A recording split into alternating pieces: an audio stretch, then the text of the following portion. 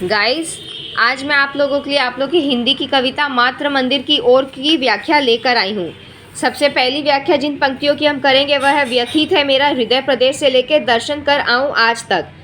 श्रीमती सुभद्रा कुमारी चौहान द्वारा रचित मात्र मंदिर की ओर शीर्षक कविता से ली गई उपयुक्त पंक्तियों में कवित्री के मन में भारत की पराधीनता को लेकर मन की पीड़ा अभिव्यक्त हुई है।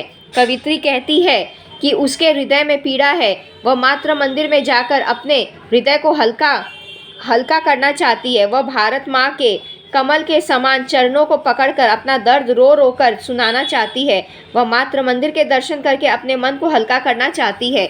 विशेष यह है कि कवित्री के दुख का कारण यह है कि भारत माँ पराधीन है। अनेक बलिदानों के बाद भी भारत को पराधीनता से मुक्ति नहीं मिल पा रही है। इसलिए वह भारत माता को अपने सुख दुख का साझीदार बनाना चाहती है तथा उसके चरणों को पकड़कर आंसू बहाकर अपनी पीड़ा व्यक्त करना चाहती है। दूसरी पंक्ति है, किंतु यह हुआ अचानक ध्यान से लेकर मुझको हे भगवान तक।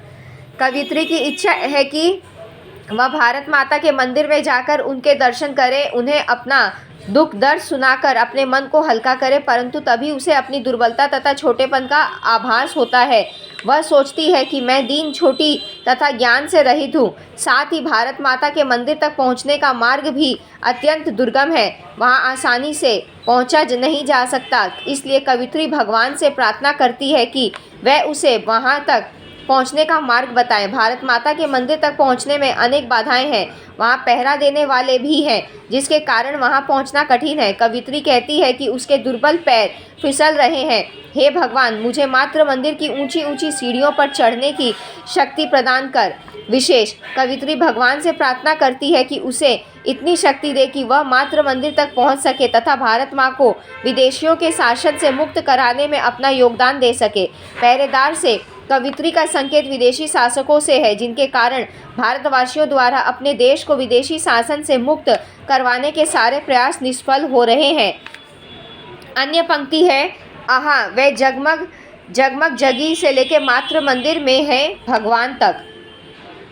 श्रीमती सुभद्रा कुमारी चौहान कहती हैं कि यद्यपि भारत माता का मंदिर दूर है, पर इतना दूर भी नहीं है कि वहाँ का जगमगाता दृश्य दिखाई न दे। कवित्री को स्वतंत्रता की जगमग करती हुई ज्योतियाँ दिखाई दे रही हैं और वहाँ बजने वाले वाद्य भी सुनाई पड़ रहे हैं, इसलिए वह वहाँ जल्दी से जल्दी पहुँचना चाहती है। कवित्री वहाँ जल्दी से जल्दी पहुँचकर वहाँ होने वाले गायन में अपनी तान भी मिला देना चाहती है। वह ईश्वर से प्रार्थना करती है कि वह शीघ्रता से उसे मात्र मंदिर तक पहुँचा दे। विशेष कवित्री को एहसास हो रहा है कि भारत की स्वतंत्रता अब दूर नहीं है, इसलिए वह कहती है कि वहाँ का जगमगाता दृश्य उसे दिखाई दे रहा है, अर्थात स्वाधीनता प्राप्ति होने से अधिक देर नहीं है। इसलिए वह चाहती है कि हे भगवान, उसे जल्दी से अपने लक्ष्य तक पहुँचा दे, जिससे कि वह भी स्वतंत्रता प्राप्ति में अपना योगदान दे सके। अन्य पंक्ति जो हमारी है,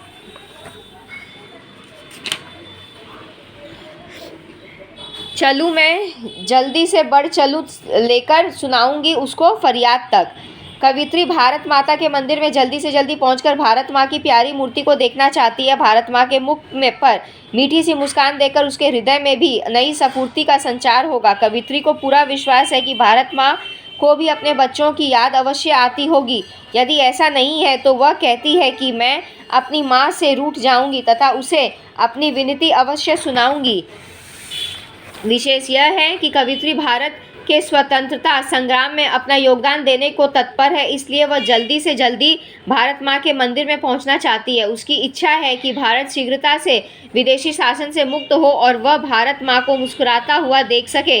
भारत माँ के मुख पर मुस्कान देखकर उसे भी नई स्फूर्ति प्राप्त होगी, उसमें नया जोश एवं नई उमंग आ जाएगी। अंतिम पंक्तियों हैं, कलेजा माँ का से लेकर चढ़ा दो मुझको हे भगवान तक। कवित्री कहती है कि माता के हृदय में अपनी संतान के प्रति ममता, स्नेह तथा वात्सल्य के भाव भरे होते हैं। माँ के हृदय की यह विशेषता होती है कि वह अपने बच्चों के दोषों को क्षमा कर देती है। अपने बच्चों के दोषों को देखकर भी उसके हृदय में बच्चों के लिए प्यार कम नहीं होता, बल्कि संतान के प्रति गर्व का भाव होता है। मातृवेदी पर पुकार हुई है इसलिए कवित्री अपना बलिदान देना चाहती है और भारत माँ को पराधीनता से मुक्त कराना चाहती है। कवित्री की इच्छा है कि वह मात्र वेदी पर कभी अत्याचार नहीं होने देगी। इन अत्याचारों को रोकने के लिए यदि उसे अपने प्राणों का बलिदान भी करना पड़े तो वह सहर्ष ऐसा करेगी। वह भगवान से प्रार्थना करती है कि वह उसे मात्र मंदिर की पुकार पर आत्मोत्समर करने की शक्ति प्रदान करे।